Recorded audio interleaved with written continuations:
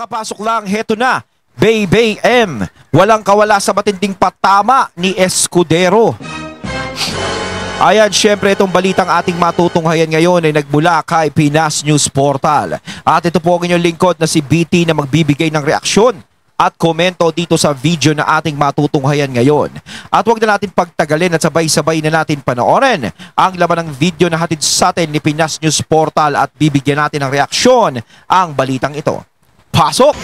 Bigyan natin ngayon ng opinion, reaction nito mga pahayag ni Senate President Escudero. Ayan, no, bago natin simulan ng video ito, nais ko nga pala magbigay ng credits dito sa boses na madidinig natin ngayon at bibigyan ng reaksyon. Walang iba kundi si General Macana. Siyempre, huwag niyong kalimutang suportahan ang The General's Viewpoint. Pakibisita yan mga katunay para maging updated tayo sa mga vlogs na nilalabas ni General Macanas. Pagpatuloy natin. Matinding patutsada sa PBBM admin. Ito, ang title nga, Cheese Escudero may patutsada kay PBBM. Ito yung issue na di nila maipaliwanag. Ito, posted by Jennifer C. Sierra. Pakinggan natin tungkol sa mga what happened? Orders, mga smugglers, tungkol sa pinagbabawal na gamot. Bakit mo wala akong nakitang nahuhuli? Maraming nireid ang pulis sa Bureau of Customs na nag-hoarding daw ng bigas. May nakita ba kayong ginasinampahan ng kaso maliban sa paghuli sa pahinante, sa butigero? Maliwanag, hindi naman sila may-ari doon. Sa droga gano'n din, yung driver lang, yung nagatid lang ng kotse, nag-drive ng kotse. Asan? Palagi yung sinasabi. Hindi naman pwedeng may crime pero walang kriminal. Dapat sabay yun. So, naku ha, mukhang nag-iiba na yung ihip ng hangin kay Cheese ha. Aba, parang sumasagasa. Aba. Ba kayo mga katunay, ano sa tingin nyo ang nangyayari ngayon kay Cheese sa mga ipinapakita niya sa mga sinasabi niya ngayon?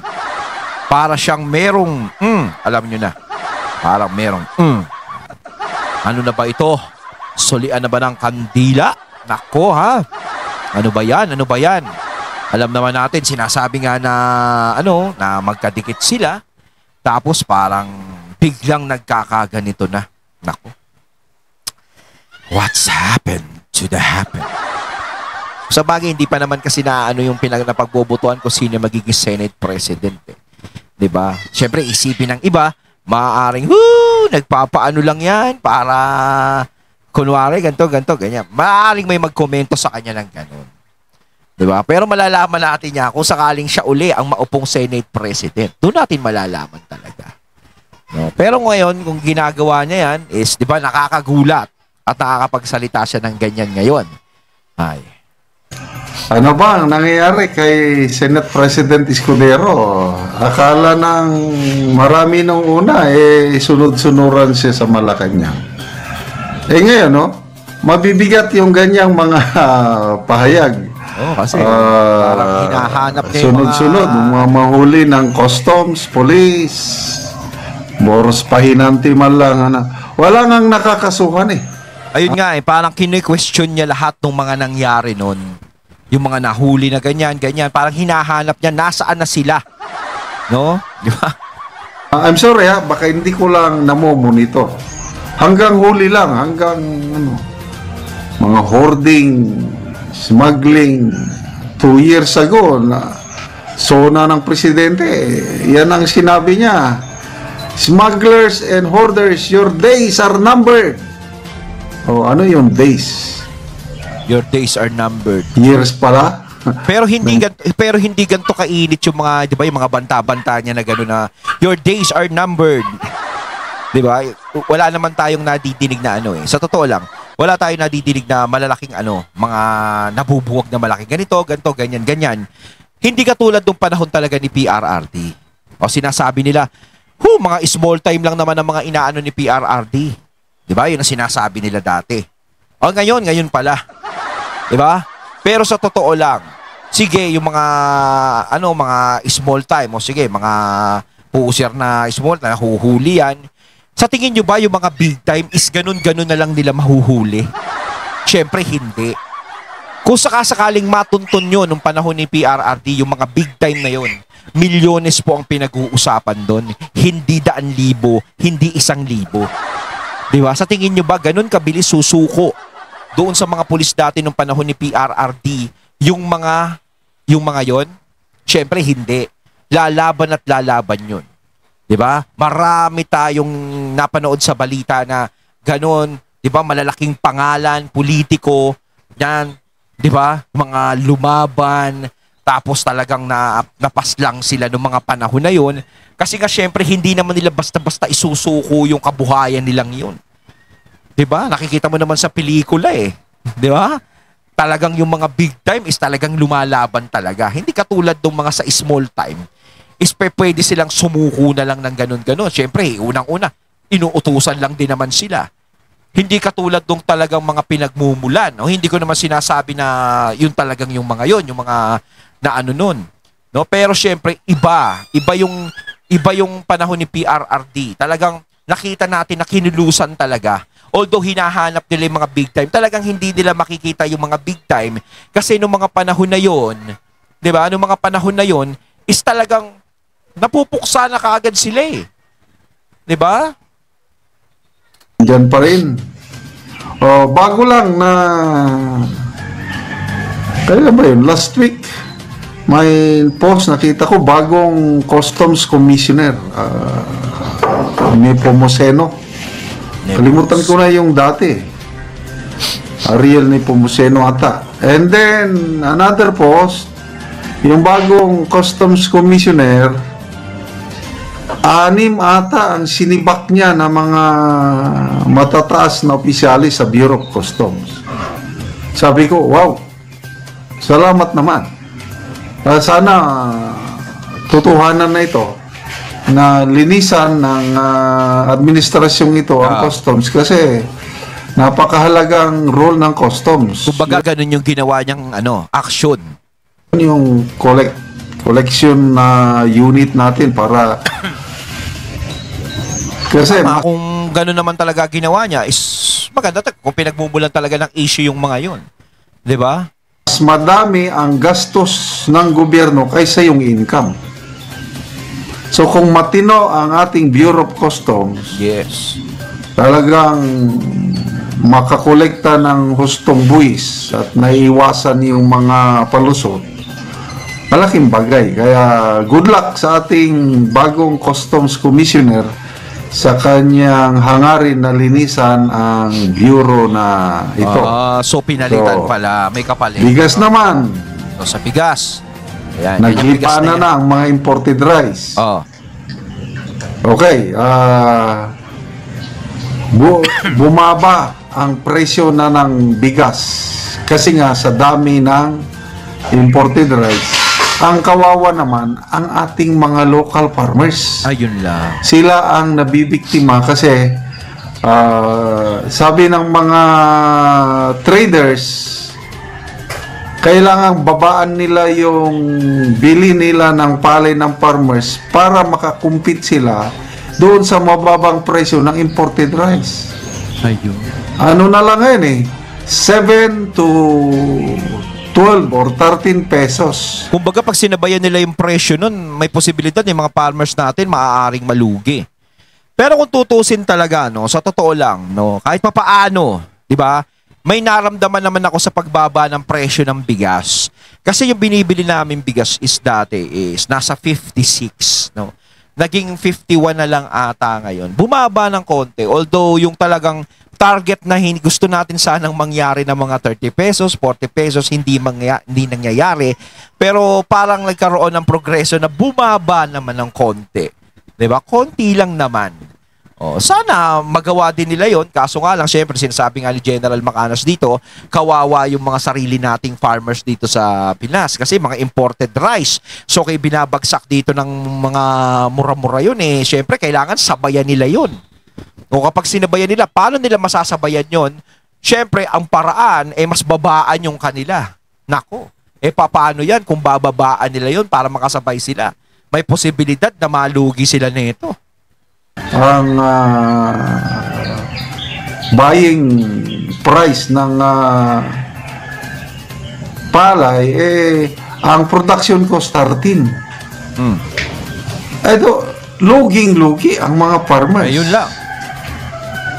Kaya, I don't know, anong mangyayari sa ating farmers, lalo na sa rice industry. Kumbaga sila yung naapektuhan. Dahil bahang-baha ang merkado ng imported rice. Papunta naman tayo sa Parang yung sariling atin hindi na natatangkilik. pinagbabawal na gamot. Ayan. Bago lang, 9.4 billion worth of illegal na droga. Ayun, pangsuho na. Dami, largest ata yun. Kailang, ang tanong, saan ang mayari? Kaya tama-tama yung sabi ni Senator Escudero, Parang nahuli lang yung driver. bakit walang pahinanti lang ang nahuli? yung pahinanti. Wala namang nakakasuhan. Yun yung hinahanap doon. Kumbaga pahinante lang yun ang jadyaan Kailangan talagang ma-pinpoint mo dyan kung kanino nang gagaling yun. 'Di ba? Ibang-iba nung panahon ni PRRD. Kapag may nahuli na ganyan, talagang inaalam talaga kung kanino talaga nang gagaling. Kasi hindi mo pwedeng sabihin na yun lang ang ihaharap mo, solve na yung kaso Kumbaga hindi mo nahahabulin. Kailangan is yung pinakaugat kung saan ang gagaling, yun talaga yung hahantingin mo. Diba? Parang ang sinasabi ko, parang nakakarating, parang umistop yung nangyari na yun. Parang okay na kami dito sa pahinante, parang gano'n. Okay na, wala na, solve the problem na. Well, syempre, kahit naman sa kanino, isipin niya, sino kanino ba nang gagaling yan? Kailangan malaman, kailangan yun ang mahuli. Kasi kahit mahuli yung pahinanting yan, mahuli yung daladala ng pahinante, ay maaaring kung hindi mahuli may-ari, kung sino yung nag-aano niyan, maaaring makapagkalat pa siya. Maaaring palitan niya yung mga yan. Lalo na yung mga lumulutang lang na mga pinagbabawal na gamot. Well, madami nga, lumutang. Kinuha lang. Nasaan yung mayari? Di ba? Baka mamaya, wala ang dami tayo nang nabalitaan. haka-haka tungkol dyan But anyway, good luck sa administrasyong ito. Sana yung remaining 3 years ng administrasyon, marami pang magagawa kung ayusin lang. Kumbaga meron pa siyang 3 taon para ayusin at kumilos ng maayos. 'Di ba? Kasi may sinabi si si PBBM na parang 3 years tapos na ang politika. Kumbaga eto 3 years, eto na ang simula. Parang naging question yun yung sinabi niya noon Syempre bakit nung panahon nung 3 years, nung etong nakalipas na 3 years hindi mo ba kinilusan yun? Hinantay mo pang mag 3 years ngayon? 'Di ba? Kung kailan magtatapos ang termino saka tayo kikilos. Ayun. Kumbaga, nabutasan siya dun sa nasabi niyang yun. No? Kung makita nyo, masipag ang Pangulo bago lang siyang nagpunta sa Jensen. Pangako niya, gagawin ang lahat para matulungan ang mga mangingisda kasi nga, sabi nila is dying industry na daw ang fishing industry sa ating bansa. We are an archipelagic country. Kailan nag-i-export tayo ng galunggong? Ano ba yan? Malala ko, bata pa kami. Lalaking galunggong. Kailan galunggong lang ng Pilipinas. Yun ang 4 months meat. Galunggong. Alam ko, 10 pesos lang ang kilo kung hindi ako nagkakamali. Lalaking galunggong. Ngayon, galunggong ngayon, wala ka na mabibili 10 pesos. Kahit mga bulgam, no? Dati talaga, ganda, no? 10 pesos lang. Ngayon, ang mga galunggong ngayon, maabot ng 200 isang kilo. 160, 180, mga ganyan. Ako. Dito sa Makakabili ka ng mura, yung mga mga wasak na yun dyan. Pilipinas. Ngayon, ang galunggong natin, imported from China. Naku, mahirap pag doon galing, ha? Mamamaya kung anong galunggong yan. Isa kasi pag sa China, nakakatakot kainin, saan nila hinuli? Baka dito rin sa ating karagatan. Kumbaga dito hinuli, tapos nang nakahuli Chinese, tapos yung galunggo magiging made in China na kahit din sa Philippines na huli. So napakasaklap ang kalagayan ng ating mga farmers at mga mangingisda. Okay, magbasa tayo sa mga comments ha. Philip Barredo, correct ka dyan, Senator. Joselito Alvarez, driver, helper lang ang ikinulong. Oo. Kumbaga hindi ano yun eh, hindi case solve yun, no? Iisa lang yun. Kumbaga iisa lang, oh. Sa buong hindi na nasundan. Oh. Mahirap kasi kung patusin, mahirap pantayan yung ginawa talaga ni PRRD, yung war on drugs niya. Hirap talaga pantayan. No? Sa totoo lang, ang daming tao na natakot doon. Ang daming may mga bisyo na natakot doon, mga nagbago, mga nagtago, mga nahuli. Talagang ang hirap nun. Yung ginawa ni PRRD yun. Talagang marami siyang binangga na malalaking pangalan nun. Hana, agoy, cheese, murag, mabutaran, jud taka sa 2028, padayon lang yun niya. Oh, ako, lalo na sa impeachment, nagiging patas lang si